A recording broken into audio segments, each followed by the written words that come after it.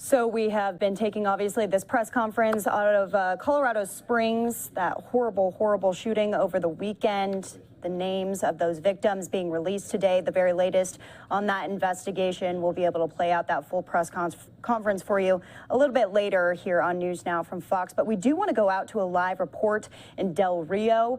We have Fox News' Bill Malugin. He has actually been out there over the past week. Bill, thanks for joining us here on News Now. Thanks for having me. So can you give us an idea of what you have been seeing over the past few days? Pretty crazy video and pictures I've been following along on your social media. Yeah, so we've been out here 4 days now, and every single day in a row, like clockwork, every morning at about 10:10 to 10:15 local time, what we've witnessed is a smuggler or a coyote will appear on the Mexican side of the hill behind us. A couple of minutes later, a bunch of vehicles will pull up, and then a group of dozens of migrants will get out of those vehicles, cross the Rio Grande behind us, and then walk directly into the United States. Now, today was the biggest group we've seen so far. It was 53. Yesterday it was 52. The day before that it was 46. And the day before that, I believe it was 25 or 26. And those are all just big single groups. There are other stragglers that come, others that come in smaller groups as well. And what we've found by talking to all of these folks is when they're coming through, I'm asking most of them in Spanish, where are you guys from? Where are you guys from? Almost every single person so far has told us they are from Venezuela. A few others have told us they are from Cuba. Now, the Venezuelans have all told us they're fleeing conditions in their home country. They fear the Venezuelan government. They're coming to the United States for better opportunities for them and for the security of their family. I asked some of them, how exactly did they get here? I think a lot of folks out there have in their mind that people are literally marching or walking all the way from Venezuela to the border here, and that's not the case from the folks we've talked to. One man telling me he and his family went from Venezuela, they crossed into Colombia, then they paid somebody off in Mexico, got a flight into Mexico, then took a bus down to where we are right now. So it's a mixture of flying and driving on buses, and that would maybe explain why every single morning they're showing up at the exact same time. I don't know if there's a bus that drops someone off on the other side at the exact same time every day.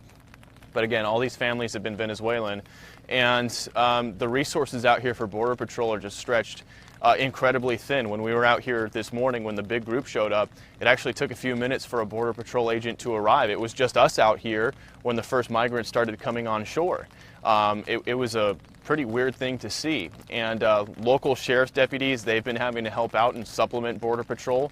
The local sheriff isn't happy about that because it takes away from their local responsibilities. If there's a shooting or a stabbing across town, his local deputies aren't able to go to that because they're busy helping out here at the Rio Grande, helping Border Patrol apprehend these migrants. So we had an interview with the #2 guy in Border Patrol yesterday. He told us he admitted that yes, they are overstretched, they need more resources, they need more manpower, and he says they need those things right now.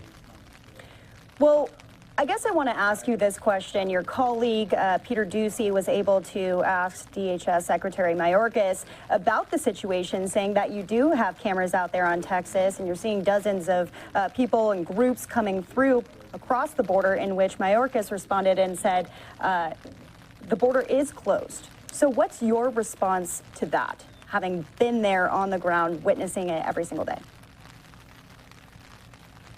Yeah, so Mayorkas is saying the border is closed. All I can say is that doesn't match up with what we've been seeing on the ground here the last 4 days. The border does not look very close, and we have constant groups every single day just strolling into the United States. And you talk to local law enforcement out here, whether it's deputies or state troopers, they're hearing those comments from the federal government too, that the border is quote unquote closed, and they kind of roll their eyes and chuckle about it when they hear it. So here on the ground, you're not going to find a whole lot of people who will agree with the assessment that the border is closed right now. And last question for you, Bill. Lawmakers are visiting, it seems like every single day, every single week at least. Any more visitations this coming week? None that we know of right now. We know that Kamala Harris is expected to visit the border sometime within the next month. We know she was appointed as the czar and hasn't come here yet, but what we're hearing is she will be coming within the next month and will also be making visits to Mexico and Guatemala. Whether or not that will actually happen, we will have to wait and see. And what are the expectations for those visits? your guess is as good as ours. We'll have to see. The administration has been trying to, get in contact with those triangle countries, El Salvador, Guatemala, Honduras, and they're of the belief that you have to fix some of the situations going on in those home countries, fix those conditions so people don't want to come here.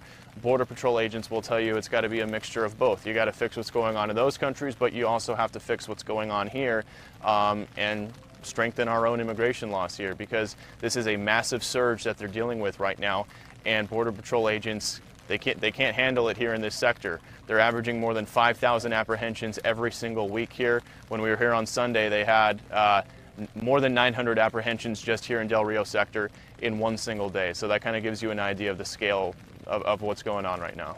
All right, Fox News' Bill Malugin out there in Del Rio, Texas, capturing those videos, getting those pictures, and talking to the people out on the ground. Journalism at its finest. Thank you so much for being with us.